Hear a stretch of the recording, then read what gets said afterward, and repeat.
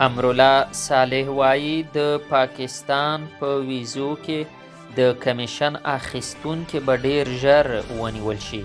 د ولسمشر لومړي مرستیال امرالله صالح د کابل امنیت په تړاو په خپله نننۍ ناسته کې ویلي چې د پاکستان ویزو کې د ګڼې ګوڼې ستونزه به ډیر ژر هواره شي. امرالله صالح پر خپل فیسبوک پاڼه لیکلي هغه کمیشنکاران چې له خپلو خلکو سره غیر انساني چلند کوي او د خپلو ګټو په خاطر یې ګڼه ګوڼه رامنځته کړې تر پیژندنې وروسته به ونیول شي او د قانون منګولو ته به وسپارل شي. د ځایي چارواکو په وینا د تېرې چهارشنبې په ورځ جلال آباد ښار فوټبال لوبغالي کې د پاکستاني ویزو د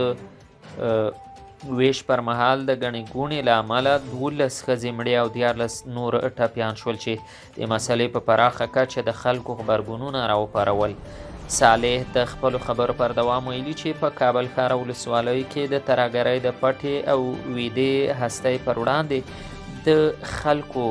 بسیجول باید پیل شي. د هغه په وینا په راتلونکو ورځو کې به د هغو ترهګرو عکسونه هم د ښار په دیوالونو ولګول شي چې په ولسوالیو کې فعالیت کوي. صالح وایي هغه کسان چې په کابل ښار کې د خلکو قتل عامونه تنظیم کړي او تر اوسه یې فکر کوو چې نومونه به یوازې په کتابونو کې پاتې وي امکان نه لري او د عکسونو تر نصبولو وروسته به خلک دوی وپېژني او په نیولو او ځپلو کې به یې ونډه واخلي. د ولسمشر لومړي مرستیال دا هم ویلي چې د غوڅ ملاتړ ماموریت د ترهګرۍ او جرمونو په برخه کې له افغان ځواکونو سره په ګډه خپلې مبارزې ته دوام ورکوي. هغه زیاته کړې چې د هغو کسانو د ځواکمنولو په اړه به روښانه او مشخصه طرحه په پام کې ونیول شي چې د داعش ډلې د بریدونو له ګواښ سره مخامخ دي. امرالله صالح د ګلبدین حکمتیار هغو څرګندونو ته په اشارې سره ویلي چې د ملیشو جوړولو او وسلې د ویش په اړه کومه برنامه نشته.